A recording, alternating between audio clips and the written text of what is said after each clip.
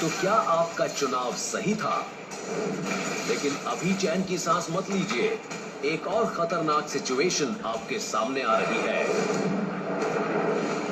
चाहे पूरी की पूरी बस्तियों का सफाया कर देने वाले टोर्नेडो हो या शहरों को तबाह कर देने वाले खतरनाक भूकंप,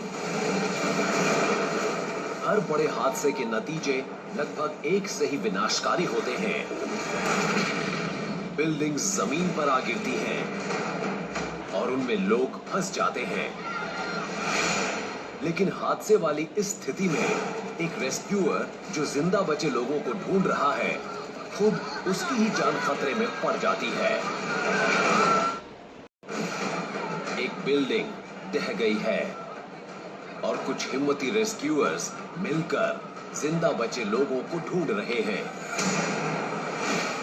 लेकिन पलक झपकते ही एक रेस्क्यूअर खुद हादसे का शिकार बन जाता है।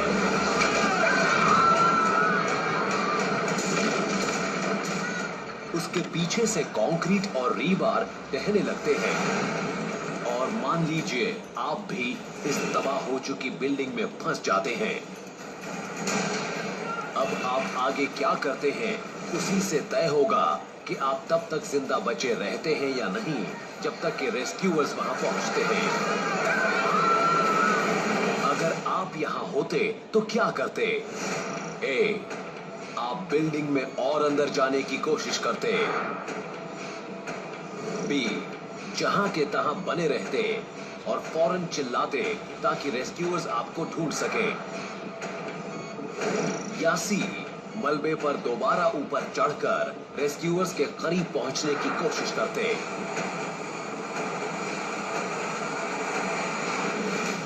अब जरा इन बातों पर गौर कीजिए।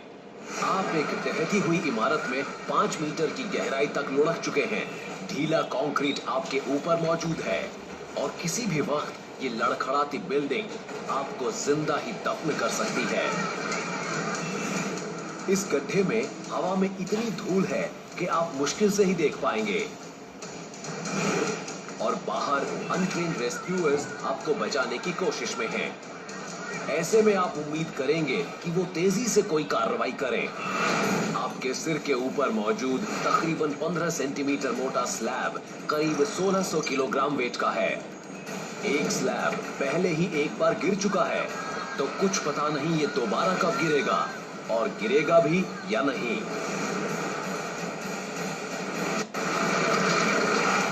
तो अपना फैसला लीजिए। ए, बी या सी।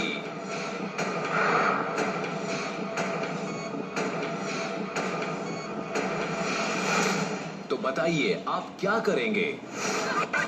मदद बेहद नजदीक है, तो आप चिल्लाकर बाहर मौजूद रेस्क्यूअर्स को अपनी लोकेशन बता सकते हैं।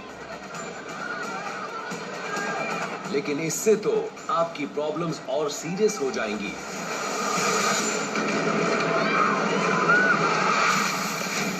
आपके आसपास मौजूद हवा में दम घोंटने वाली खतरनाक धूल मौजूद है। पल्वराइज्ड कंक्रीट जैसे डेंस नॉन ऑर्गेनिक पार्टिकल्स आपके फेफड़ों तक पहुंच सकते हैं। अगर आपका गला साफ हो तो भी आपको अपना दम घुटता महसूस होगा, क्योंकि आपके फेफड़े ऑक्सीजन को अब्सॉर्ब करने के लिए जूझने लगेंगे। जल्द ही आपका दम घुट जाएगा। कुछ ही मिनटों में ऑक्सीजन की कमी आपको बेहोश कर सकती है। अगर ऐसा होता है तो आप इस बिल्डिंग के अगले शिकार हो सकते हैं।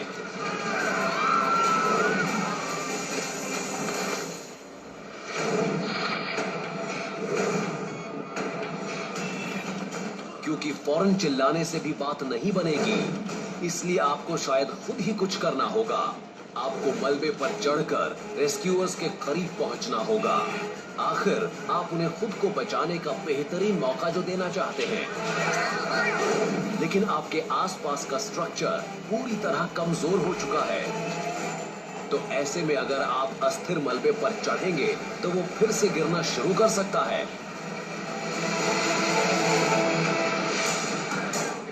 इतना ही नहीं, जब एमेचर रेस्क्यूअर्स आपकी मदद के लिए आगे बढ़ेंगे तो उनका वेट बिल्डिंग के मलबे के वेट को और बढ़ा देगा। पहाड़ पर जमी बर्फ को अगर कोई थोड़ा सा भी छेड़ दे तो वो नीचे की तरफ फिसलने लगती है। यहाँ भी मामला वैसा ही है, बस ये एवलांच बर्फ का नहीं बल्कि कंक्रीट का होगा। और आपका सबसे बड़ा खतरा क्या है? वो बड़ा सा स्लैब जो आपके ऊपर मौजूद है।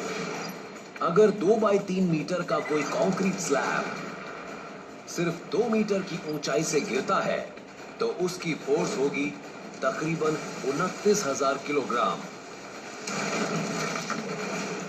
ये किसी फ्रेट ट्रेन से टकराने जैसा होगा। यानी आप अगर मलबे पर चढ़ने की कोशिश करेंगे तो आपके बचने की गुंजाइश घटती जाएगी।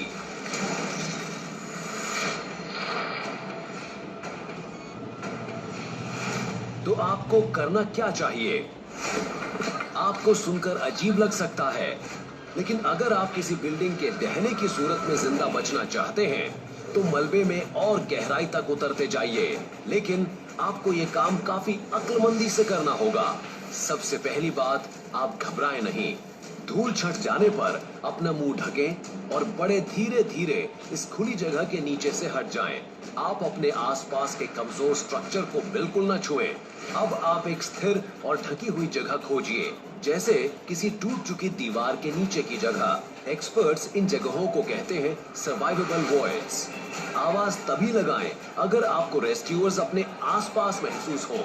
इससे भी अच्छा होगा कि आप मेटल रीबार के किसी टुकड़े पर एक खास अंदाज में चोट करें। इससे ना सिर्फ आपकी सांस बचेगी बल्कि भीड़ की आवाज में अपनी आवाज के गुम हो जाने की चिंता भी आपको नहीं करनी पड़ेगी।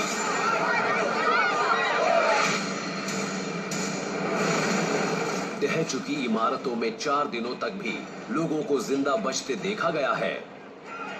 इतने समय में यकीनन इमरजेंसी वर्कर्स आपको वहां से निकाल ही लेंगे। तो बिल्डिंग में किसी सेफ जगह तक पहुंच जाइए। अगर आप जिंदा रहना चाहते हैं तो ऐसा ही कीजिए।